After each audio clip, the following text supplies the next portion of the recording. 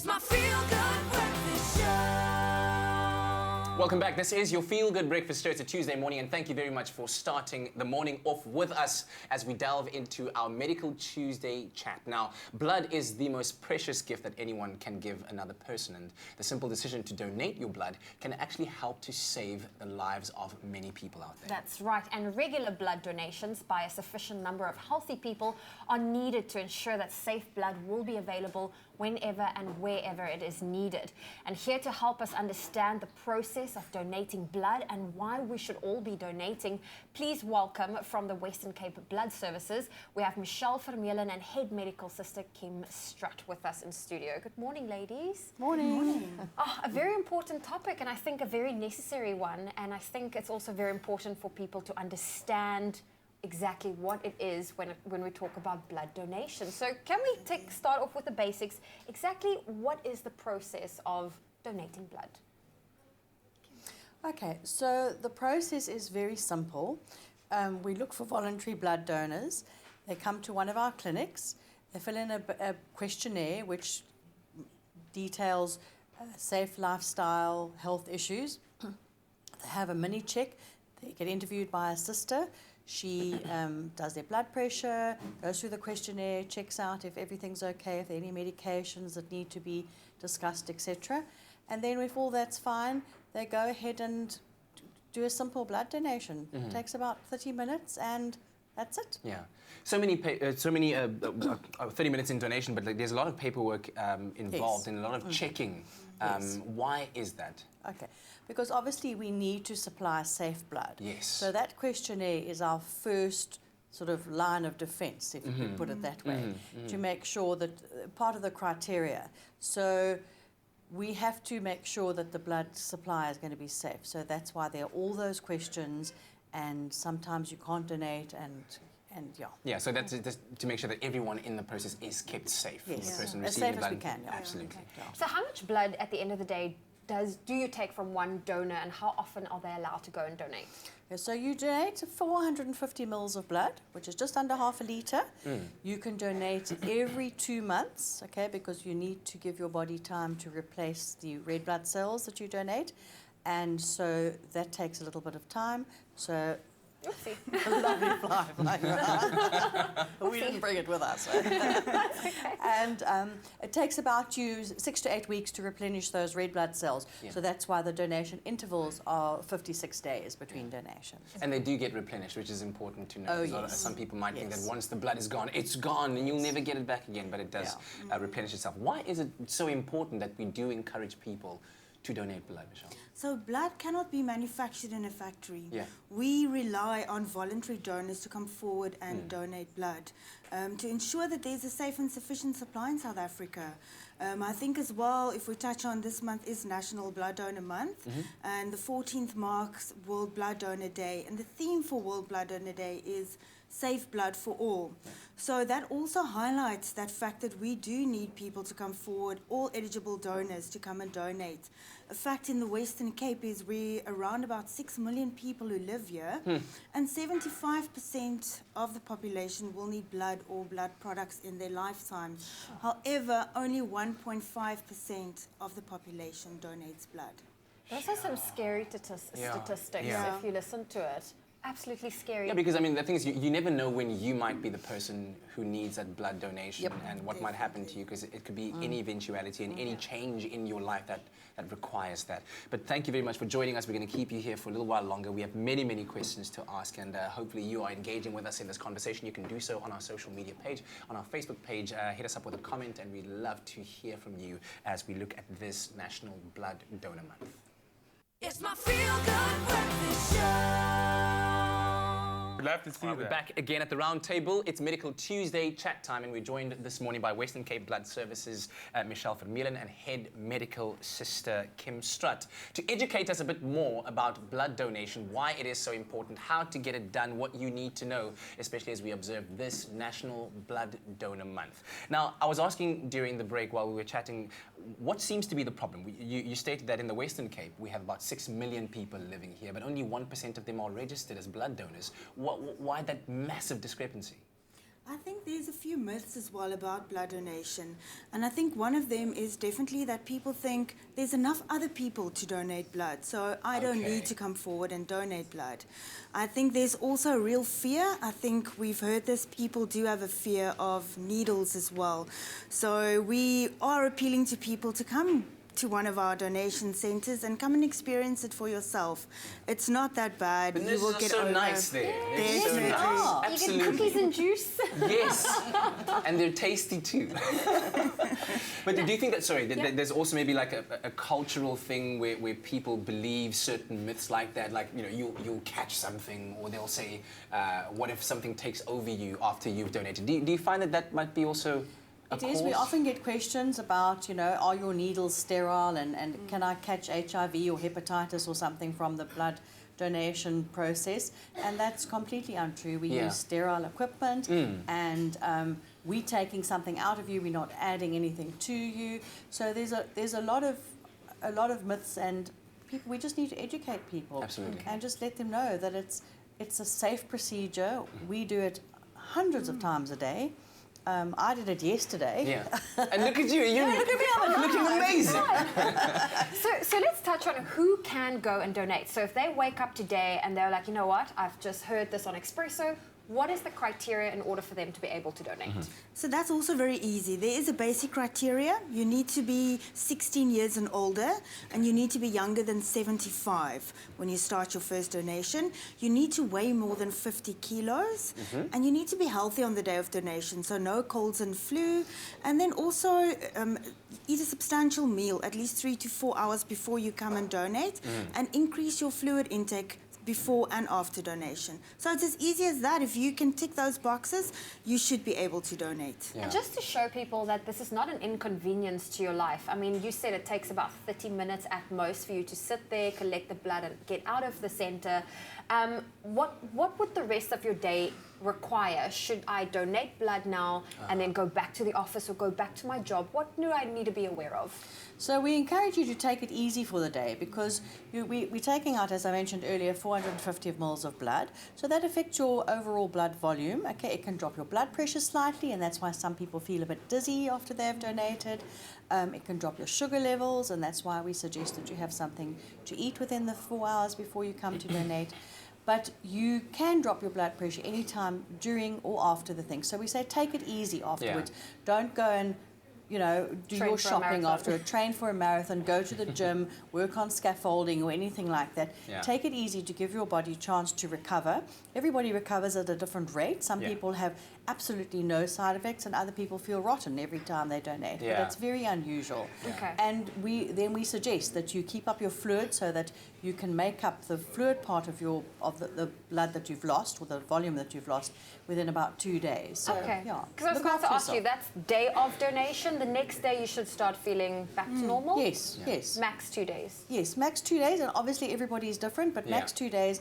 And you need to look after yourself afterwards, because you've done a very good deed. So you need to pat yourself on the back and say, okay, I don't really need to go to the gym at 5 o'clock this morning, and have another cup of juice or whatever and water, and keep yourself hydrated. And to think you can save someone's life by Understand. simply donating blood. Well, we're going to take a quick pause on this conversation. We would love to hear your thoughts on it. It's Donor Month, right? Blood Yes, Donor yeah. Month. So, of course, head on over to our social media pages, leave us a comment on Facebook, and we will connect with you shortly. It's my feel good breakfast show. Well, welcome back to your Feel Good Breakfast Show. You're just in time as we continue our health chat. It's National Blood Donor Month, and we are joined by the Western Cape Blood Services, Michelle Vermeulen, as well as head sister Kim Strutt with us in studio today. And we've been having a very interesting chat. In terms of statistics, here in the Western Cape, 6 million people that stays here, only 1% is registered to donate. And Michelle, on a daily basis, how much blood do you guys need? So we need, in the Western Cape, we need 700 units of blood to ensure that there's a safe and sufficient blood supply. So that is quite a tall order, and we work tirelessly to ensure that we get that amount of units in on a daily basis. Yeah, and that is an actual need in order to keep safe. And maybe tell us about the kinds of scenarios in which, everyday life, especially in your line of work, where you would need blood. Because I think a lot of people think, it's for people that have, let's maybe been in a car accident, there might have been a lot of bleeding, so there's blood needed there. Maybe victims of crime. But there's more situations than that where blood is needed. Definitely. I think that is also one of people always kind of associate blood donation during peak holiday seasons, such as Easter and during December holidays. But we need blood every day. We need it for everyday surgeries. We need it for trauma victims. We need it for during childbirth, that there might be blood loss that we need it for. We need to treat illnesses such as leukemia or sickle cell anemia. So really, we need people to help us to ensure that there is safe and sufficient blood on a daily basis. And you mentioned you need 700 units a day in the Western Cape Yes. alone. How long does that blood supply last you? So we always aim for a blood supply of 5 days. And actually, as of yesterday, if I looked at our stocks, we had 3 days blood supply, which also then shows us that we are going into the winter months. Yeah. People are starting, our regular donors are suffering from colds and flus. So we are appealing to new donors to come forward and help us ensure that stock levels. It's holiday season, schools are closing on Friday, people are going away. So also the regular donation stations aren't as busy as what we would want them to be. Yeah. Currently, what is the Western Cape Blood Services kind of doing to put it out there to the public, to educate them, to inform them better, so that we do up the percentage from 1 perhaps to maybe 10? Well, we actually quite online, we're on social media quite a bit, and also on our website we actually can give people information on a daily basis. So if you know your blood type, and you can go in on our website and you can go check what is the blood stock for that specific day, and then you can also see if you that specific blood type, come forward, come and donate. What blood type do you need is the most in demand? Well, we always say we need all types of blood. So that's first off, we do need all types of blood. But then also interesting, definitely the O's. O blood is the universal blood group. So O negative, you'd be able to give blood to all the blood groups. And O positive, you'd be able to give to all the positive blood groups. Yeah. Talk to me about donation stations. Where are those? Where can we find them? Do you have an app? Do I need to Google Maps it?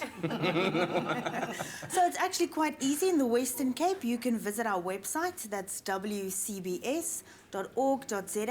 And there you can click on where to donate blood, and you'd be able to find a centre. And then for the rest of South Africa, you can visit sanbs.org.za, and that's for the South African National Blood Service. Yeah. Very interesting. And then Kim, who would you say, I mean, earlier we touched on if I want to go donate, we looked at the criteria. Who should rather stay home if that's something they were thinking of doing? I know you mentioned, when people have a cold, but does something like a lady that's, pregnant, menstruating, who should rather not donate? Okay, so obviously we need to collect safe, healthy blood, and therefore our donors need to be safe and healthy. So if you are feeling under the weather, you're going down with something, you've got a scratchy throat, you're getting a cold or flu, then obviously you can't donate because you're brewing some kind of infection which you can quite easily pass on through your blood. There are a lot of times where you may not be able to donate blood for a while, but not forever. So some operations, some medication, some illnesses. You can donate during your period as long as you're feeling absolutely well and you pass the hemoglobin test. Every one of our clinics is manned by a sister, and if you're not sure if your condition or your medication allows you to donate blood, you can always pop in, or our website allows you to ask questions and we can tell you. But some chronic illnesses, like as Michelle mentioned, the cancers, the leukemias, you can't donate. Some infectious diseases like hepatitis, HIV, obviously you can't donate. And you were talking about travel. Yes, travel. So if you've travelled to some areas, depending on what's there, if it's a malaria prevalent area or country, or if it's Ebola, or if it's Zika virus, there may be a temporary time where you can't donate. Yeah. All a measure to ensure safety for all included in that process. As we continue to discover more about this National Blood Donor Month with our two nurses here. Thank you very much for joining us. We're going to ask you to stay here with us a little while longer because we need to learn a lot more. It's my feel-good breakfast show. Well, you're just in time for our final health segment for this morning. We are joined by Western Cape Blood Services, Michelle Vermeulen, and Head Medical Sister Kim Strutt with us in studio. And of course, it is National Blood Donor Month. We've had a very interesting chat around the stats and also who can donate, who can't donate. And I think it's also very important for us to, really just make sure that people understand the importance of donating blood, and then blood really is one of the most precious gifts you can give another person. Yeah. So with that said, we are in the winter months. As you've clearly stated, there's a greater need during the winter months. So what is happening at the Western Cape Blood Services to promote the message, to inform people? Is there a campaign that you have running right now? Yes, in the Western Cape we do have a campaign, so we encourage people to come during the winter months to come and donate blood, and then if you made a successful donation, we will give you a nice pair of winter socks. Oh. Sign me up. What do they look like? They are Yes. Oh, that's so cool. Look at that. Very, very, very nice. So just as a reward, and this is over and above the juice and cookies. Yes. Right? So you still get your juice, you still get your Yes. cookie, and then a pair of winter socks. limited edition winter socks, definitely. Oh, and they've got Love me cute some little of that. hearts on it. I absolutely love that. Michelle, what is the future of blood donating looking like? What's there in the near future? It's actually very exciting looking forward into the future and into technology and what's lying ahead for us. 2 weeks ago, the Western Cape Blood Service and the South African National Blood Service launched a drone that would be able to transport blood into rural areas. I mean, it is just so exciting that the future is here. Yeah. And that we will definitely keep an eye on and inform people of when that's going to happen. They're just getting a few final things sorted out before all of that will take place. But the future is definitely here. Fantastic. And talking to me about social media, are you guys involved in social media at all? Do you Where can tweet? Do people you find Instagram you? and Facebook? Yes, I think on all of our social media platforms in the Western Cape, the WCBS, you can go look for us on Twitter, Facebook, Good. and Instagram. We're very active, and that goes the same for Sandbus. You can also find them on Twitter, Facebook, and Instagram, Excellent. and it's this SANBS. SANBS and Yes. also the WCBS. That's right. Go. Do give them a follow on social media. But Michelle and Kim, just some parting advice to our viewers, for those who are, should I go donate, shouldn't I go donate? What would you like to leave them with? Well, yes, you should go and donate. It really is a painless procedure. It takes 30 minutes of your day. You can save 3 lives with it, and you feel great afterwards.